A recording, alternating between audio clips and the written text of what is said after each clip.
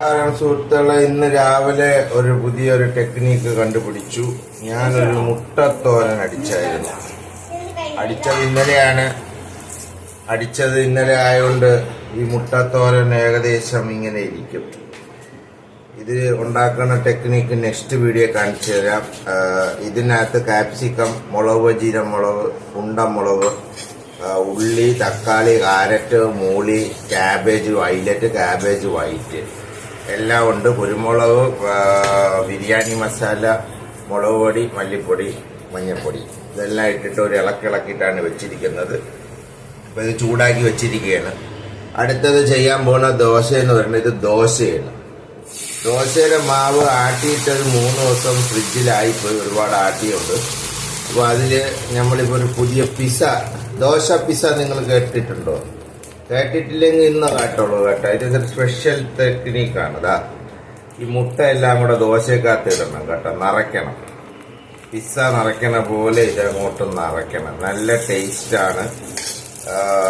പിള്ളേരൊക്കെ കഴിച്ചോളൂ, സൂപ്പറായിട്ട് വരും. ഇനി ഇതിനെ ഒന്ന് പ്രസ് ചെയ്ത് കൊടുക്കണം കേട്ടോ. അപ്പോൾ ഇത് ദോശ ടെക്നീക്ക്. നമ്മൾ അതിൽ മൈദ മാവ് എന്തെല്ലാം കണ്ടാണ്, ഇത് അരിമാവിൻ്റെ പിസയാണ്.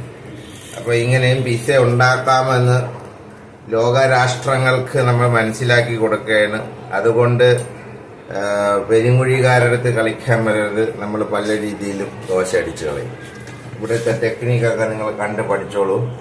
മുമ്പോട്ടുള്ള ഇതിൽ നിങ്ങൾ ഇനി കാണാൻ പോകുന്നത് ഇതിനെ മലത്തി അടിക്കാൻ പോവുകയാണ്. ദോശേനെ മലത്തി അടിക്കുമെന്ന് പറയുന്ന കേട്ടിട്ടില്ലേ? അതേപോലെ ദോശയുടെ തവ ഇത് കിട്ടിക്കഴിഞ്ഞ് നമ്മൾ മലത്തി അടിച്ച് ഇതിനെ റെഡിയാക്കി തരും. അപ്പോഴത്തേക്ക് ഇതിനെ അടി വെന്തു. മലത്തി അടിക്കണം.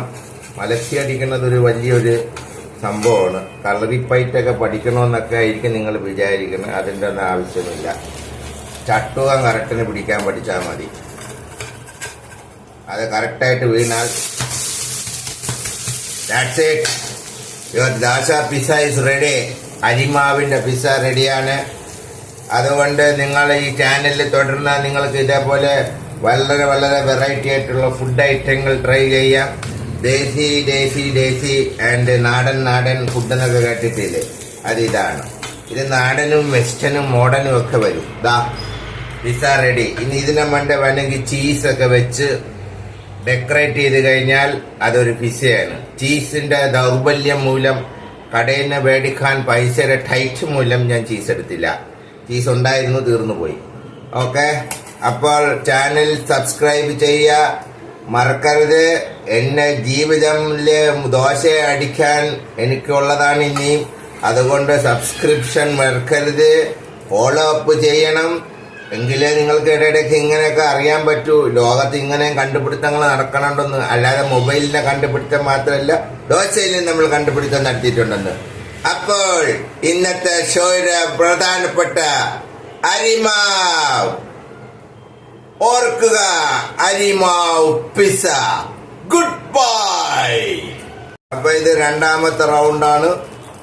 ഇവിടത്തെ മൂത്ത സന്തതി എല്ലാം 4 ദോശ അവൻ കഴിച്ചു. അവൻ പറയുന്നത് ഇത് മതിയെന്ന്. അവന്റെ ലൈഫിൽ ഇതേപോലെ ഒരു ദോശ എക്സ്പെരിമെന്റ് ചെയ്തിട്ടില്ല എന്നാണ് അവൻ പറഞ്ഞു വരുന്നത്. ഇതേപോലെ ലൈഫിൽ ദോശ കിട്ടിയത് അവൻ പറയുന്നത് അച്ഛനുള്ളതുകൊണ്ട് മാത്രമാണ്. അച്ഛൻ ഇല്ലായിരുന്നെങ്കിൽ വെറും മസാല ദോശയും നെയ് റോസ്റ്റ് മാത്രം കഴിച്ച് ജീവിതം മുടക്കേണ്ടി വന്നേനെ. അവന് ഭയങ്കര പുണ്യം എന്നാണ് പറയുന്നത്. ഇടയിടയ്ക്ക് അവന് നല്ല കൈവീശി ഞാൻ കൊടുക്കാറുമുണ്ട്, കൈയിരിപ്പ് കൊണ്ട്. അപ്പൊ അവന് വ്യായാമമില്ല. അപ്പൊ ഞാൻ ഈ ബോക്സിംഗ് ചാമ്പ്യൻഷിപ്പിന് പഠിപ്പിക്കുകയാണ്. അതുകൊണ്ട് ഇടയിടയ്ക്ക് കുറ്റകൃത്യം കാണിക്കപ്പോൾ അവന് ഇടിച്ച് നേരെയാക്കി കളയും. അപ്പൊ പിസ്സ റെഡി, അരിമാവ് പിസ്സ. ഇത് സെക്കൻഡ് ഇത് കാണിച്ചു തന്നതാണ്. ഈ മാവിന്റെ പ്രത്യേകത എന്ന് വെച്ചാൽ അന്നത്തെ മാവാണെങ്കിൽ ബെറ്റർ. ഇതിപ്പോ 3 ദിവസമായി. ഇന്ന് എങ്ങനെയും മാവ് തീർക്കണം. അപ്പൊ ഇന്ന് ഉച്ച വരെ ഈ മാവ് എടുത്ത് നമ്മൾ അടിക്കും. അപ്പൊ ഇത് നിങ്ങൾ ഇപ്പൊ ഇത് കണ്ടില്ല. ഇതിൽ വേണമെങ്കിൽ നെയ്യൊക്കെ ഒഴിക്കാം.